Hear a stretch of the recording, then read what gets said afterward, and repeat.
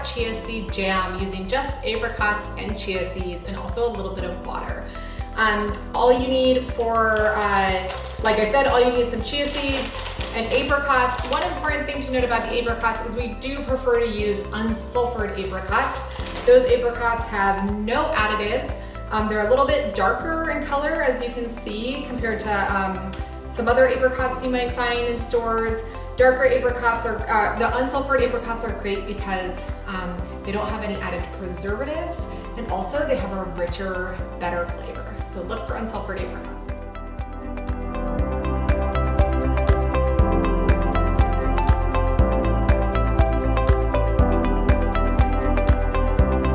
So the first thing I did is I soaked my apricots in some warm water for about 10 minutes.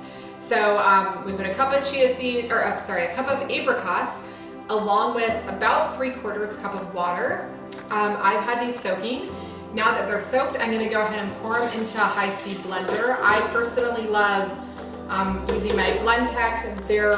This is pretty similar to a Vitamix, but because you soaked your apricots, if you don't have a super high-speed blender, this will still work just fine. So we're gonna turn this on.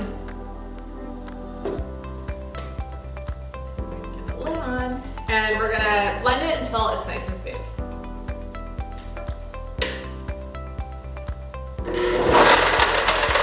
So we have our apricots blended up. It took me about 45 seconds to a minute to get the consistency I wanted.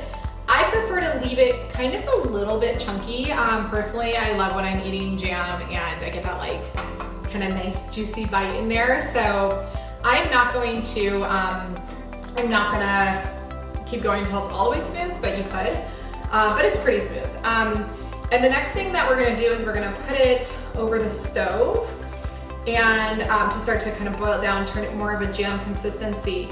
I should also note that if you like things a lot sweeter, you can add about a tablespoon of like orange juice or apple juice or a sweetener. I personally prefer just like the sweetness from the fruits. So we have not added any additional sweetener, but depending on how you like your jam, that's an option as well. So this is going to go on a stovetop. We're gonna cook it over medium-high heat until it starts to, just right when it kind of starts to bubble, and then we'll turn it down to medium heat and really just let it go until it's at the desired consistency we want.